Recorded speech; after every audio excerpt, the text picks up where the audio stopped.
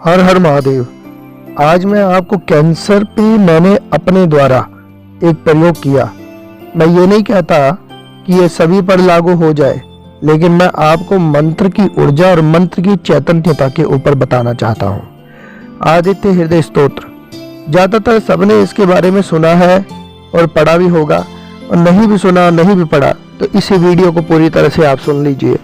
मैं सिर्फ ये बताना चाहता हूँ कि अगर हम किसी भी चीज़ को अगर सही तरीके से उपयोग करें और भगवान पे श्रद्धा रखकर कि भगवान अब आप ही का सहारा है, आप देख लो।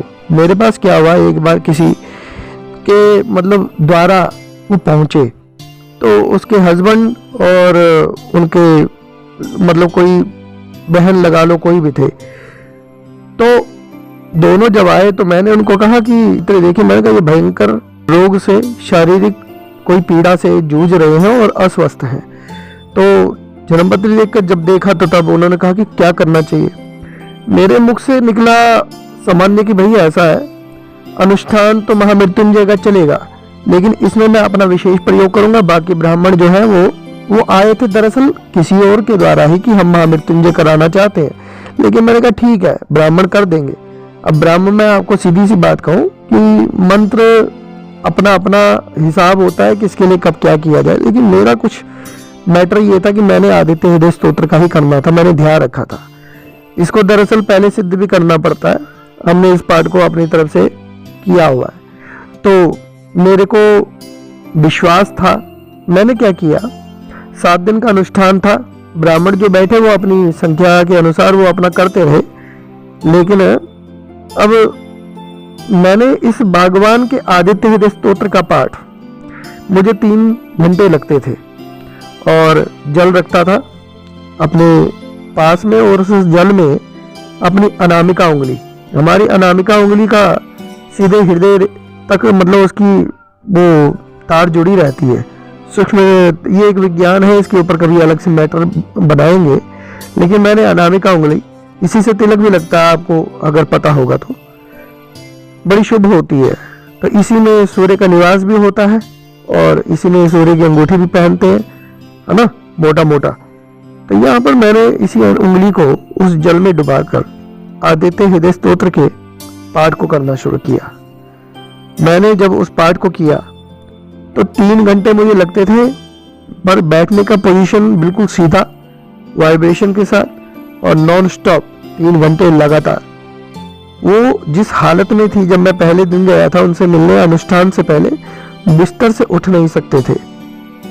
उनका मैं एक बार साथ में इस वीडियो भी बनाऊंगा और इंटरव्यू भी लूंगा, तब आप लोगों को प्रमाण मिलेगा। यहाँ पे खाली कोरी गप नहीं चल रही, वो पहले से ही अपने कीमोथेरेपी ले रही थी, लेकिन क्या करे, डॉक्टरों की तरफ से एक तरह से मैं कहता हूँ नेगेटिव रिजल्ट था, तभी वो इस ओर आए। तो मैंने उनको जब देखा तो उनके बोलने की ताकत नहीं थी, कुछ नहीं थी। 7 दिन का अनुष्ठान था। मैंने कहा कि भाई ऐसे ऐसे होगा, वो मान गए। जो मजबूर आदमी होता है लगा लो, या जिसको बहुत आवश्यक होती है वो करता ही है। ये मजबूर भी थे और इनको आवश्यकता भी थी, लेकिन हम मजबूरी का कभी फायदा नहीं उठाते। हमने अपनी मेहनत के हिसाब से जो लेना था वो लिया, क्योंकि अगर हम मेहनत करते हैं तो तभी लेते भी हैं। लेकिन 7 दिन के अनुष्ठान में उस जल को अभिमंत्रित करके मैंने उनको जब पिलाना शुरू किया तो मेरे अंदर ये भाव हुआ। मैंने उनको कहा कि आप धीरे धीरे इस अनुष्ठान के अंतर्गत जो आपने इस भगवान सूर्य आदित्य हृदय का जो प्रयोग मैंने किया और आपको पिलाया है, आपको बहुत अच्छा रिजल्ट मिलेगा। आप यकीन मानेंगे, 1 महीने बाद वो मुझसे फोन पर बात करती हैं। जो उनकी आवाज़ थी उसमें मुझे परिवर्तन नजर आया।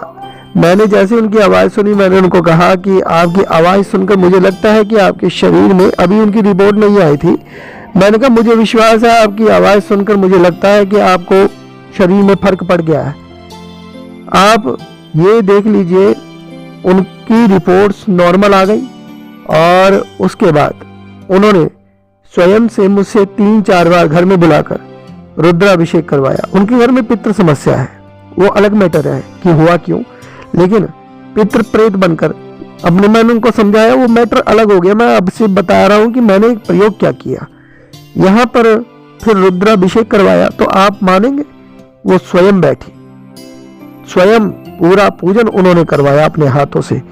जो 1 महीने बाद अपना खुद ही पूजन में बैठ रही हो और उनका इतना विश्वास बना। देखो दवाई तो वो ले रहे हो, कोई मेरे से, मैं तो नहीं कहता ना कि अब दवाई ना खाओ, दवाई तो उनको लेनी पड़ेगी, क्योंकि वो पहले से जिस अंग्रेजी अगर दवाई के चक्कर में कोई पड़ गया तो भैया दवाई बंद मत करे, शरीर को नियम से चलाए। यहाँ पर उनके शरीर में इतनी सक्षमता आ गई, इतनी ताकत है, इतनी ऊर्जा है कि उन्होंने मुझे बार बार बुलाकर अभिषेक करवाया और कहते थे कि अब आपसे ही हम यहाँ पर हर बार जब भी कोई मौका लगे तो पूजन करवाएंगे।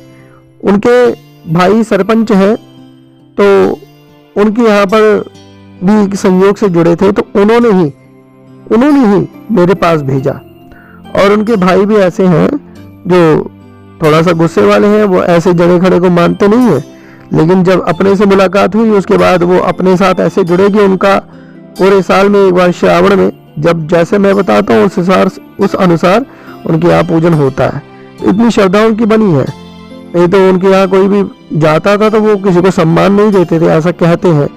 तो लेकिन हमसे जब जुड़े तो हम, अब भाई सीधी सी बात है, सम्मान लेने का ढंग भी होना चाहिए, आना चाहिए। सम्मान भी कोई तभी करेगा जब आपके अंदर वैसे कोई सम्मान देने की किसी के अंदर भाव जगे। हम नहीं कह रहे कि हमारे अंदर वो योग्यता है, लेकिन बात देखने पर ही होती है, वार्तालाप से हो जाता है। तो उन्होंने अपनी बहन को फिर मेरे पास भेजा, उनका विश्वास था ना, तो वो विश्वास टूटा नहीं। पर मैंने भी अपना मंत्र पर कहा कि हमारा मंत्र पर बहुत विश्वास है। कोई भी व्यक्ति अपने जीवन में मंत्र साधना उपासना करे तो वो उन मंत्रों का प्रयोग पर कल्याण परोपकार की भावना से कर सकता है। तो मैंने तो आपको रहस्य बता दिया कि कैंसर तक के ऊपर आदित्य हृदय स्तोत्र, जिसको शत्रुओं पर विजय प्राप्त करने के लिए माना जाता है, अगस्त्य ऋषि ने दिया था और रावण से युद्ध में विजय प्राप्त की थी इसी स्तोत्र के बल से। तो आप लगाइए, इसे मैंने कैंसर के ऊपर भी आजमाया। तो मंत्रों में बड़ी शक्ति है। ये मंत्र अपने आप में साक्षात देवता का स्वरूप है, इसे सामान्य ना समझे। इन्हें पर्व पर, शुभ शुभ समय पर इनका जप करके इन्हें चेतन करें, इन्हें सिद्ध करें, जागृत करें। जैसे जैसे आप करते जाएंगे आपको वैसे, हमारा तो क्षेत्र ही यही है ना, मंत्र अनुष्ठान पूजन का, इसलिए हमें ये चीजें करनी पड़ती हैं। लेकिन अपने निजी जीवन में आप सामान्य रूप से इसको प्रयोग करेंगे तो आपका जीवन बहुत अच्छा शांतिमय हो जाएगा और सुखमय हो जाएगा। हर हर महादेव।